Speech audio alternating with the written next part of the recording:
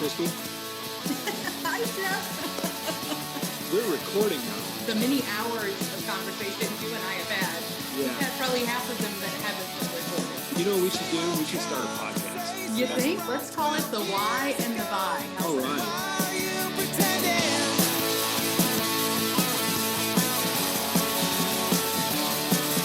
And welcome back, everybody, to this episode of The Why and the Buy. I'm here with Christie Walters. Hi, Christie.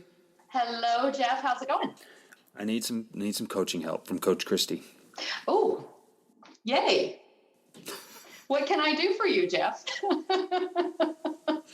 Well, I'm going to bear a little piece of my soul here, which is really not anything new for this podcast, but what I've been struggling with some things for the last couple of weeks, and kind of the genesis of this podcast was when we would have conversations like this on the phone, and we knew we weren't the only ones having these kinds of issues in our small businesses.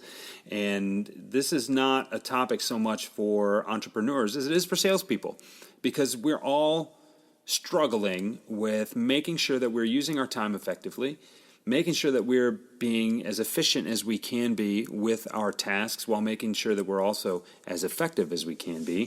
But sometimes that just gets overwhelming. And what I've been struggling with as a business owner is with so many things coming, new prospects, new opportunities, current projects and opportunities. How do you decide when what you're doing is enough? How do you get a feel? I think what's interesting is we will sometimes lose perspective of how far we've come and how much we've grown when we're constantly looking ahead and constantly looking for that next thing that we just feel we need to do. I think there's something involved there with that perspective piece of the clarity of where it is that you've come from, the clarity of where you need to go, and ultimately a timeline for what is reasonable in order to get there. Okay. And I'm curious how you would handle me as a client. So I guess the question would be, I need a little bit of clarification around the topic that you want to tackle. So is it truly overwhelm? Or is it deciding that what you have invested is enough? I think it's an overwhelming thing more than anything else. When I look at everything that's on my plate, running the business, working on the business, working in the business, seeing change in my clients, hoping they see the change in themselves, seeing that they really appreciate the investment that they've made in me, constantly pushing myself to give them more than I've been giving them so I can continue to over-deliver, seeing that this project is going to end and so I need to start a new one, seeing that the game is changing and I need to keep pace with the other people who do what I do. And oh, by the way, the kids just got out of school a couple of weeks ago. We've got baseball practice to go to, and when am I supposed to play golf? And my kids still like me. My wife still likes me. I don't want to get rid of that stuff. I don't want to give up that stuff. I don't want that aspect to go away. Sure. There's an aspect of balance that is, depending on who you talk to, is either the goal or a fallacy. And it's just, how do you interpret it all?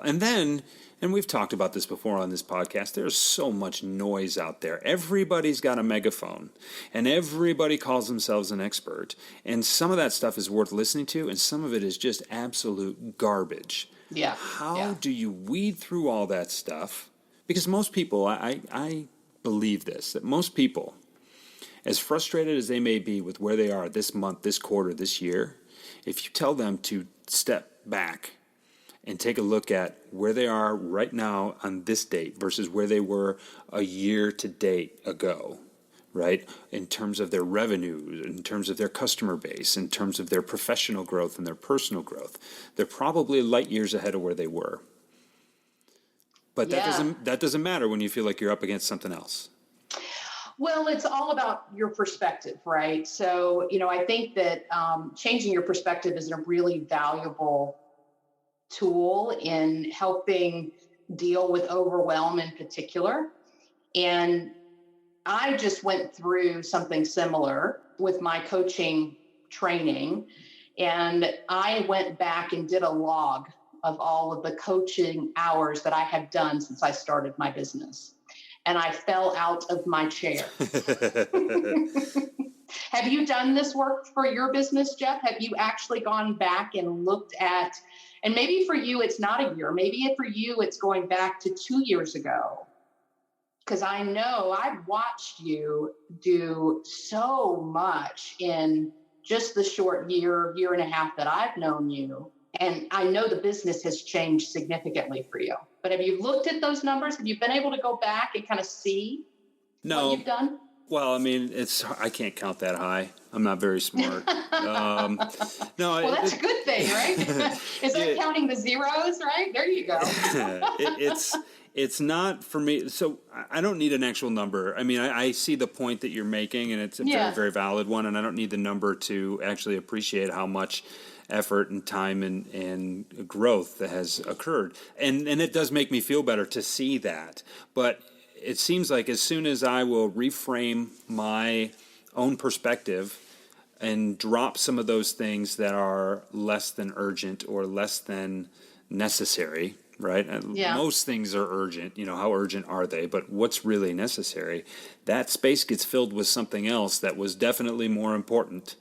And, my wife said this to me the other day, because she's actually probably the best coach I ever had. And she says, Jeff, here's the thing that you need to keep in mind.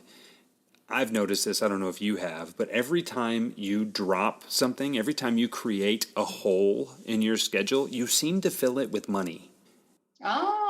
You seem to find something bigger that comes in. And this is not for me to, listen, I'm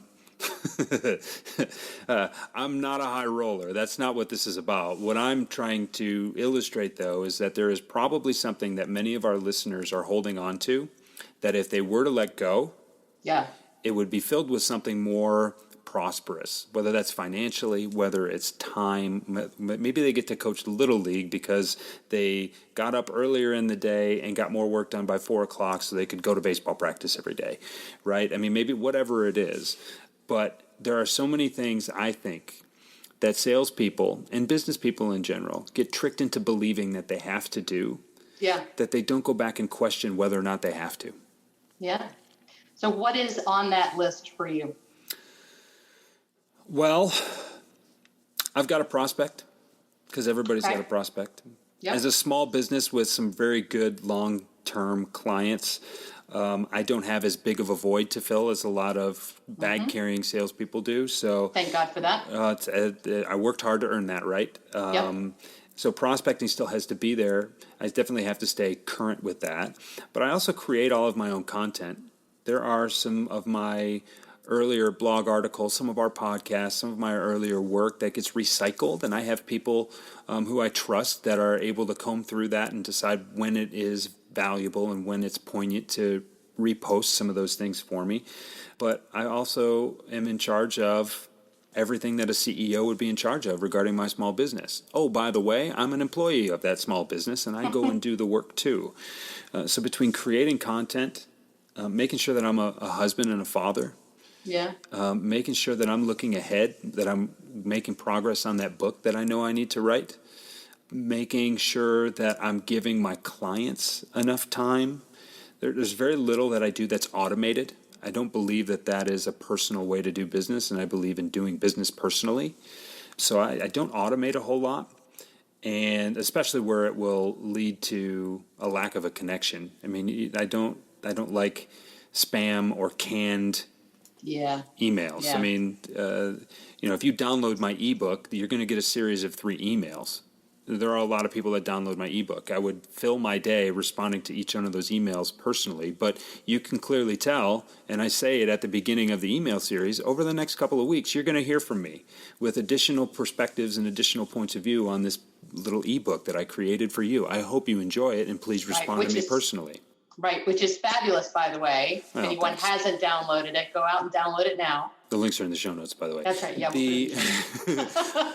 So I mean, it's not that I'm not willing to delegate things. It's that I really believe that there's a personal nature to my business, and that is what I'm trying to accomplish. So it just feels like I have to be on all the time. But then I'm quick to be reminded that if I'm on all the time, I can't do the things that I've worked hard to be able to do. I can't go play golf with my friends. I can't just throw my phone in the drawer on a Sunday afternoon and go outside and play with my kids. That's the stuff I want to do. That's why I do this in the first place. What good is being the boss if you can't really take advantage of that? Sure. There was an old vice president of a company that I used to work for. He used to say, well, what good's power if you can't abuse it? Well, okay. That can be taken a couple of different ways. It was very much tongue in cheek, and there would always be an elbow or a nudge to the guy sitting next to him when he said it. It was all in good favor or good humor, but those are the kind of things that you work really, really hard to be a good sales pro, and then everything is about waiting for the other shoe to drop, and we're always looking for that next thing. Look, something is going to happen. I've got to be ready for it. Well, now you're just buzzing all the time. And it doesn't matter how much money you make if you don't have the time to spend it. And it doesn't matter how cool of a vacation you got to take if you have to be on your phone the whole time.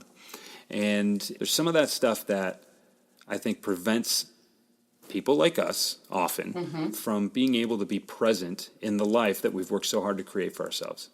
Yeah. So this pressure to perform and produce on the schedule that you've set, is there anyone other than yourself that is creating that pressure? Nope. Okay. So it's all self-induced. Yep. What would it feel like if you let that go? I can't even fathom. I can't. Yeah, sure. Well, because it's ingrained in who you are. Yeah, no. I mean, I know you. You're a friend of mine, right? So I know that having time for fun and friends is important. Certainly, having time for Laura and the kids is important. Having time to make sure that your interactions with the people around you are authentic, right? That authenticity is a huge value for you. And I think you get a lot of that just in what you do on a day-to-day basis. But there's something else that's driving you to perform at this level of stress. So there's performing to the tension in the box, right? So performing to the tension that you need to keep the business going. But then there's that extra little layer that actually becomes stress, and it's not so productive. Yeah. Does that make sense? It does. I've toyed with that. Yeah. And it's tough to keep the balance of, okay, cool, I'm just going to unplug. Hey, you know what? That thing doesn't need to get done. That can get pushed. And all right, I'm just going to try to relax right now instead of, instead of constantly moving all the time. Because if you're never going to get it all done, then why do it at a breakneck pace? I get that. And then sometimes you realize, oh my gosh, I just procrastinated everything. Right? And it still did need to be done. And the overarching kind of opposite to this conversation is, if that's just who I am, then do I just embrace that and stop fighting it? And then that cause or source of the tension is gone too. But at my core, I like just sitting down, having a beer with my friends on a Friday evening and just talking. You know what I mean? I'm not on at those times. Could that be content creation? Could what be content creation? Sitting down with your friends, having a beer and talking. Oh, like just put a microphone in front of us and call it a podcast? Well, like if you want to do that. I'll be there. What time? What day? Well, there's certainly some creativity that happens because, birds of a feather and such. I mean, we talk, my friends and I have a lot in common, and almost everything can be tied back to a small business environment or an entrepreneurial environment, because everybody, to a certain extent, whether it's in their business or whether it's in their families or whether it's in their just with their hobbies and the rest of their personal lives, there is something passionate and engaging that drives that behavior. Yeah. And that's the common thread that really ties all of us together with our close relationships. So those conversations are easy to have. And sure, you could tie that into content creation if you could find a way to weave all of that together. Whether or not my audience or your audience wants to know about different recipes and techniques for home brew and beer, I mean, that maybe that's not valuable content, That's right? a whole different there's podcast, but absolutely, hey. right? And I don't home brew, but I've got a lot of friends who do, and I don't mind being a judge. So if we need to, testers or samplers, but that's, I don't want to get off topic there, but I mean, it's not everything I do is worth repurposing. And I think if I was trying to repurpose everything that I do, then that is just another symptom of the problem. Yeah. Well, and allowing yourself to honor your values is probably the key element here, right? So fun is important, but if you're not making time so that you can go out and golf with your buddies or to sit down and have that beer, then that's not honoring your value. Or if you're not making time for the family on the at the level that you want to, then that's not honoring your value, right? So you're the only one that knows the answer, because you're also in full control. Unlike a lot of people who are dealing with this level of stress, but it's coming from a lot of external factors, a lot of this is just your desire to overachieve. And I do think you and I've had this conversation a couple of times that sometimes you do have to recognize that what you feel is slacking off is 100% for others. And it doesn't ever come, that's your perspective of being kind of a stickler and an overachiever, but others perceive your performance as 110%. Does that make sense? I prefer the term hyperachiever. Hyperachiever, yes, that's right. That's it. Yeah, overachiever is just not, that's not enough achievement for me. You want to be going at 100 miles an hour, right? Yes. But I mean, balance is tricky. Yeah. And I think, and I can tell you this, and maybe we can, even kind of tie it up around this. I'll leave it to you as the coach to tie it up well, this will be tied up when you say it is. I think when I feel better, or what makes me feel better, is realizing that these tests, these balance points, these reminders when things are out of whack, these highs, these lows, these what the hells, they're all part of the journey, and everybody's got one. And if everything went smoothly, it would be boring. Sometimes just being able to sit back and realize that this is all part of it, it puts things into a little bit better perspective for me. When things go well, when things go poorly, one of the best business books you'll ever read is, The Places You'll Go by Dr. Seuss. Oh, yes. And when I was going through a particularly challenging part of my professional life, my son was just a little one, and he loved that book when I'd read it to him before he go to bed. So I'd read it to him every day. And there were just these little subtle reminders that it's good. When someone you really know and trust and admire looks at you and says, you are killing it and you don't even know it, stop and smell the roses. Yeah. That kind of thing really kind of goes a long way. And I think we all need people that remind us of that. I think sometimes we need to be able to look in the mirror and remind ourselves of that. And, hey, sometimes you need a kick in the butt too. There's no question about that. The balance part and the pendulum goes both ways. But I think that it's worth thinking about. It's worth meditating on or praying about or whatever it is that you want to think. It's worth spending that silent time with yourself, taking that step back and getting that perspective. And maybe that's just what I need to do more of. Yeah, and you nailed it, right? So I don't know if there's much wrap up I have to do as a coach. In coaching, we call that perspectives, right? We do a lot of work on perspectives, and perspectives can sometimes be a visualization, right? So it is you stepping out of the space you're in right now and looking at the things that you accomplish and you do through the eyes of your spouse or your children or your parents. Wow. Or people that you admire, right? So, I mean, what would they tell you? All right. Yeah, so it changes, and it just changed your whole posture, right? In that, because we're on video call, right? So sometimes we just stay in our heads for too long. Mm-hmm. when you find that, and I know for you, that's Laura, right? So when you find that connection, that individual, that when you see yourself through their eyes, you get a whole different spin on things. Then you can know if enough is enough.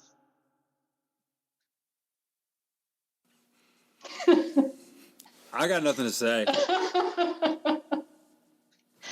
Yeah. Awesome. So I don't know. I don't know how to wrap this one up. I think we just did. Let's ask the audience. I mean, what are you struggling with? What do you wish you could do better? What are you probably doing enough of that you don't want to give yourself credit for? And if you really think hard, what aren't you doing enough of? Yeah. I think it's really easy to be self-critical. It's very popular to be self-effacing and self-deprecating. Mm-hmm. That there's very little that's attractive about that when it's done at too high of a level. I think that self-criticism goes a long way toward driving us, but at the same time, there can definitely be too much of it, and you can't beat yourself up for stuff that you really can't be responsible for. And at some point, there's got to be an eyeball test. When you realize that 80% of you is still better than 100% of somebody else, take a day off. Yeah. Hey, at 80%, that's a day a week, right? Let's not get carried away. There we go. So here's your homework from me. Okay. Because you gotta walk away with an action, right? Need to. Okay. So I'm your accountability partner. I want to see in the next 7 days a picture of you on a golf course. Okay. Okay, can you do that for me? I can do that. You make that happen. I can do that. There you go. And remember, too, I think the other thing that I would like to leave everybody with is no perspective is wrong. And you're right. Even that stickler, that hyperachiever in us, those are drivers as well as saboteurs. So they're right and they're wrong. So every perspective has a little bit of both. Just being able to make that switch from time to time is huge. And go golfing. Thanks, Coach Christie. Can you help my backswing a little bit? I'm having trouble well, no. in transition. I might need help on that.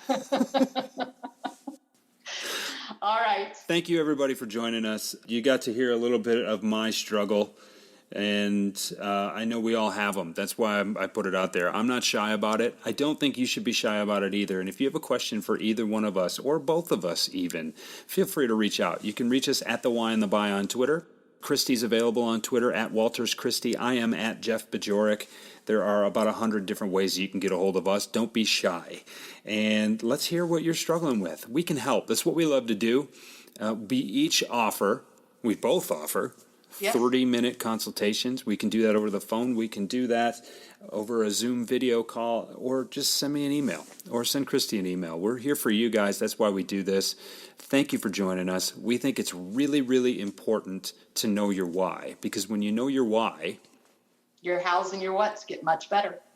Thanks for joining us, everybody. We'll talk to you again next week. See ya.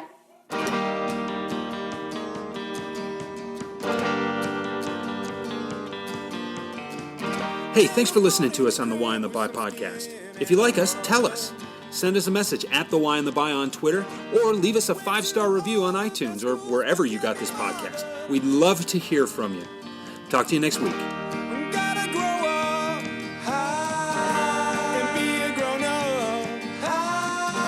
How about the music on this podcast? We call them our house band. They call themselves Haskins, and they're based out of Plymouth, Michigan.